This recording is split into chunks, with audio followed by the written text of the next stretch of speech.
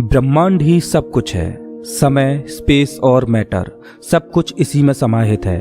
हमारी पृथ्वी इस ब्रह्मांड में चट्टान का घूमता हुआ एक कण भर है, जो हमारी मिल्की वे गैलेक्सी में मौजूद 200 अरब तारों में से एक का चक्कर काट रही है। ये विशाल संरचना 90 अरब प्रकाश वर्ष की दूरी में फैले आकाश गंगाओं के सागर में सिर्फ एक बूंद के समान है। ये हमारा घर है, हमारी पृथ्वी, सुख सुविधाओं से भरपूर एक आरामदायक ग्रह। एक बार रोजमर्रा के कामों को छोड़ आसमान को देखिए, क्या दिखाई देता है। आसमान में फैली एक विशाल काली चादर में टिमटिमाते हुए तारे कितने खूबसूरत लग रहे हैं। रात में हम जिन तारों को देख पाते हैं वो सब हमारी मिल्की वे गैलेक्सी के एक छोटे से पैच के तारे हैं। हमारी गैलेक्सी में हम यहाँ रहते हैं और रात के समय में हमें सिर्फ इस छोटी सी जगह के तारे दिखाई देते हैं। कितनी विशाल है हमारी गैलेक्सी, लेकिन क्या ब्रह्मांड के सापेक्ष में हमारी गैलेक्सी का कोई अस्तित्व है?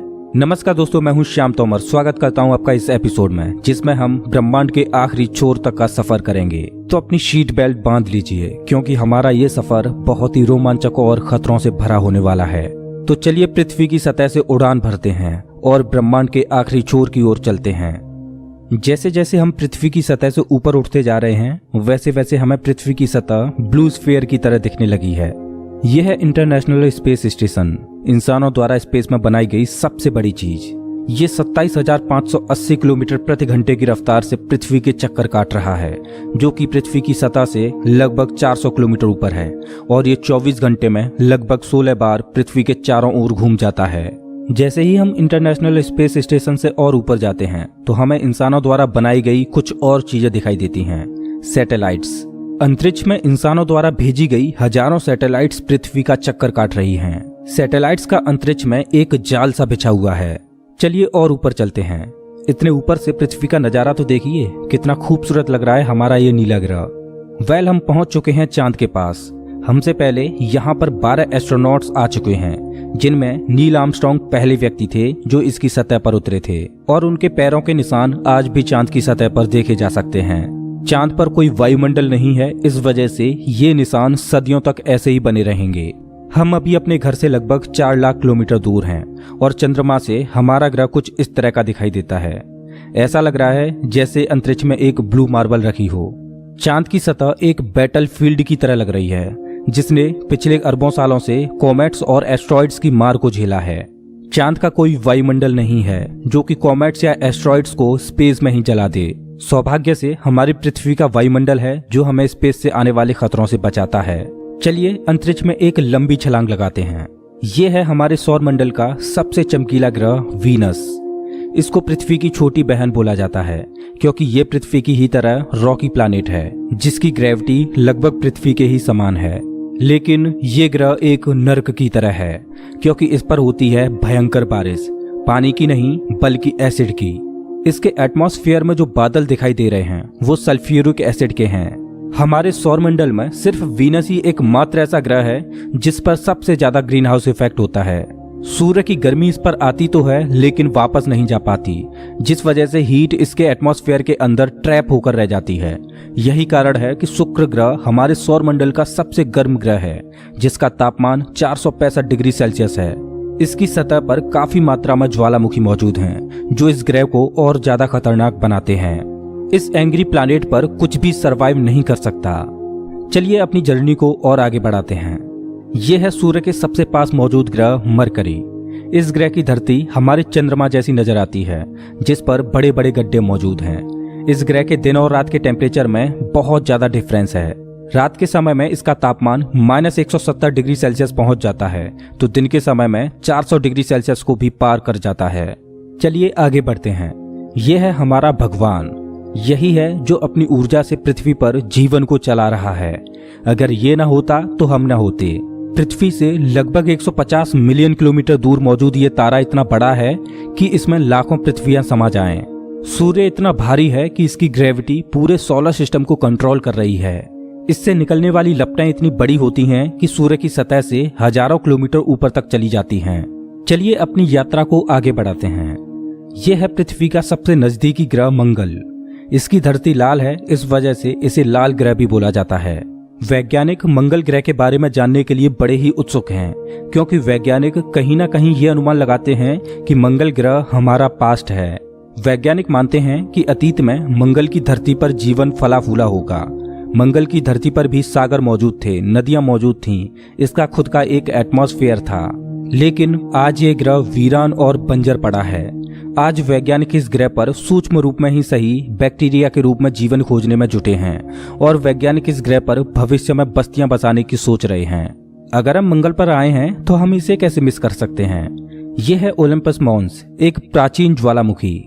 मंगल की धरती पर ज्वालामुखी से बना ये पहाड़ पृथ्वी की सबसे ऊंची चोटी माउंट एवरेस्ट से भी लगभग 3 गुना ऊंचा है और ये हमारे सोलर सिस्टम की सबसे ऊंची चोटी है।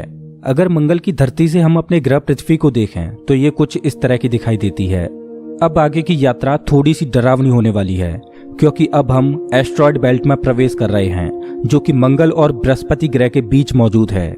इसमें मौजूद हैं बड़ी बड़ी और विशालकाय चट्टानें, जो कि सूर्य के चारों ओर घूम रही हैं। इस एस्ट्रॉयड बेल्ट में इतनी बड़ी बड़ी चट्टानें मौजूद हैं कि अगर ये सब आपस में मर्ज हो जाएं, तो इनसे एक बड़े ग्रह का निर्माण हो सकता है। इस बेल्ट में इतने बड़े बड़े एस्ट्रॉयड्स मौजूद हैं कि इन पर एक बड़ा शहर बसाया जा सके। जैसा कि हम जानते हैं कि 4.5 बिलियन साल पहले हमारे सौर मंडल में ग्रह बने, लेकिन एस्ट्रॉयड बेल्ट में मौजूद ये मलबा जैसा का तैसा रह गया। एस्ट्रॉयड बेल्ट में मौजूद मलबा एक प्लैनेट बन सकता था, लेकिन एक बड़ी शक्ति ने इस मलबे को प्लैनेट नहीं बनने दिया, और वो शक्ति थी जुपिटर। जुपिटर की हाई ग्रेविटी ने एस्ट्रॉयड बेल्ट के एस्ट्रॉयड्स को प्लैनेट नहीं बनने दिया। जुपिटर हमारे सोलर सिस्टम का सबसे बड़ा प्लैनेट है और इसके ढेर सारे चंद्रमा हैं। ये इतना बड़ा है कि हमारे सोलर सिस्टम के अन्य सभी प्लैनेट्स को मिलाकर भी इतना बड़ा ग्रह नहीं बनाया जा सकता। ये है जुपिटर का ग्रेट रेड स्पॉट। ये लाल धब्बा जुपिटर की सतह पर सदियों से चला आ रहा है। ये एक विशाल तूफान है। ये रेड स्पॉट इतना बड़ा है कि इसमें 3 पृथ्वियां आ जाएं। जुपिटर एक गैसीय प्लैनेट है, इस वजह से इसकी सतह पृथ्वी की तरह ठोस नहीं है।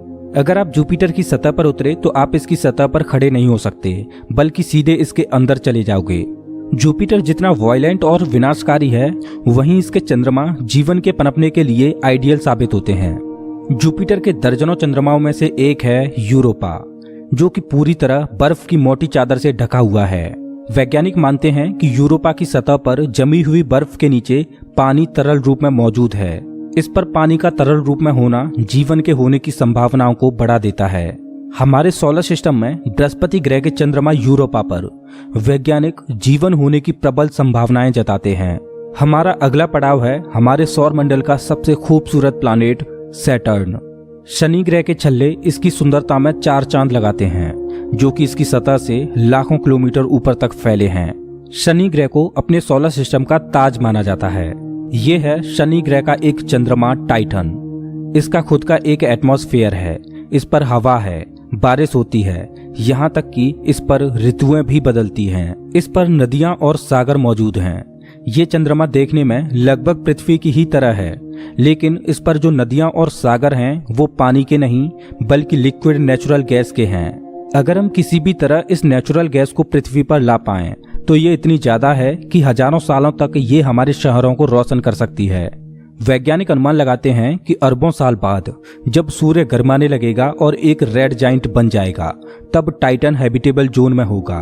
उस समय टाइटन पर पृथ्वी जैसी परिस्थितियां मौजूद होंगी। इस वजह से वैज्ञानिक टाइटन को भविष्य की पृथ्वी मानते हैं। अभी हम अपने घर से इतने दूर आ चुके हैं कि यहाँ से हमारी पृथ्वी एक डॉट की तरह दिखाई देती है। अब जैसे जैसे हम अंतरिक्ष की गहराई में और आगे बढ़ते जाएंगे, वैसे वैसे पृथ्वी हमारी आंखों से ओझल होती जाएगी। हमारा अगला पड़ाव है यूरेनस। प्राचीन समय में यूरेनस और नेपच्यून के बारे में कोई भी जानकारी नहीं थी, जब तक कि टेलीस्कोप का आविष्कार नहीं हुआ। हमारी सौर व्यवस्था का सबसे आखिरी प्लैनेट है नेपच्यून। हमारा सोलर सिस्टम बहुत बहुत बड़ा है, लेकिन नेपच्यून के बाद भी हमारा सोलर सिस्टम खत्म नहीं हो जाता। अपने सोलर सिस्टम की गहराई में हम आगे बढ़ते हैं तो हम पहुंच जाते हैं कुइपर बेल्ट में, जो पिछली एस्ट्रॉयड बेल्ट से 20 गुना चौड़ी और 200 गुना ज्यादा फैली है। ग्रहों की लिस्ट से बेदखल किया जाने वाला प्लूटो भी इसी कुइपर बेल्ट का सदस्य है। कुइपर बेल्ट में एस्ट्रॉयड बेल्ट से भी ज्यादा बड़े बड़े ऑब्जेक्ट्स मौजूद हैं, जिनकी खुद की ग्रेविटी की वजह से इनके चंद्रमा भी हैं। चलिए कुइपर बेल्ट को पार करके आगे चलते हैं। हमारी पृथ्वी से 13 बिलियन किलोमीटर दूर ये है सूर्य से सबसे दूर मौजूद ऑब्जेक्ट सेडना। ये एक बौना ग्रह है जो एक ऐसा स्पेस ऑब्जेक्ट है जो सबसे दूर सूर्य की परिक्रमा कर रहा है। इसकी खोज 2003 में हुई थी। ये सूर्य की एक परिक्रमा 10,000 सालों में पूरी कर पाता है। चलिए अब अपने सोलर सिस्टम से बाहर का रुख करते हैं। अभी हम इंटरस्टेलर स्पेस में प्रवेश कर चुके हैं। देखिए देखिए, अंतरिक्ष की गहराई में ये क्या ट्रेवल कर रहा है। ओह, ये तो वॉयेजर 1 स्पेसक्राफ्ट है। यही तो इकलौता स्पेसक्राफ्ट है जो कि इंसानों द्वारा बनाई गई सबसे दूर मौजूद चीज है। ये पृथ्वी से अब तक 19 अरब किलोमीटर दूर जा चुका है। इस स्पेसक्राफ्ट ने अंतरिक्ष के काफी सवालों से पर्दा उठाया है।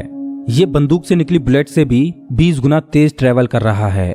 चलिए अपनी यात्रा को और आगे बढ़ाते हैं। अभी हम अपने सोलर सिस्टम की हदों से इतने दूर आ चुके हैं कि यहाँ से हमारा सूर्य एक आम तारे की तरह दिखाई दे रहा है, लेकिन इतनी दूर से भी इसकी ग्रेविटी को महसूस किया जा सकता है, क्योंकि अरबों की संख्या में यहाँ पर कॉमेट्स को देखा जा सकता है जो सूर्य की ग्रेविटी से बंधे हुए हैं।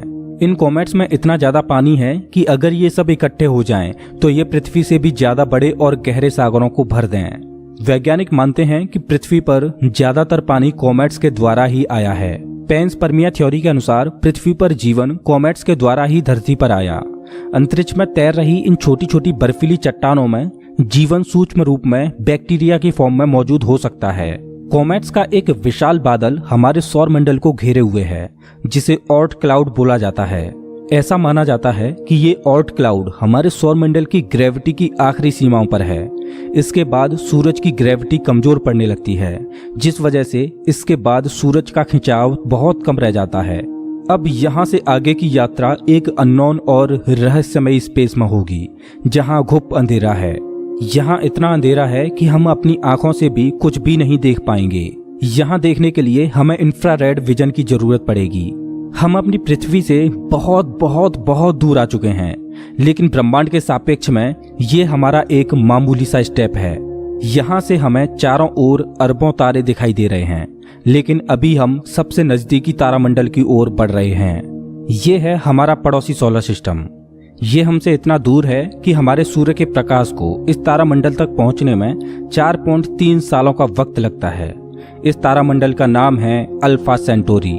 इस तारामंडल में 3 तारों का समूह है, जिनमें अल्फा सेंटोरी ए और अल्फा सेंटोरी बी तारे आपस में बाइनरी स्टार सिस्टम के तहत जुड़े हुए हैं। इस तारामंडल में प्रॉक्सिमा सेंटोरी बी नामक ग्रह मौजूद है, जो पृथ्वी की ही तरह हैबिटेबल जोन में है और इस ग्रह पर एलियन लाइफ मौजूद हो सकती है।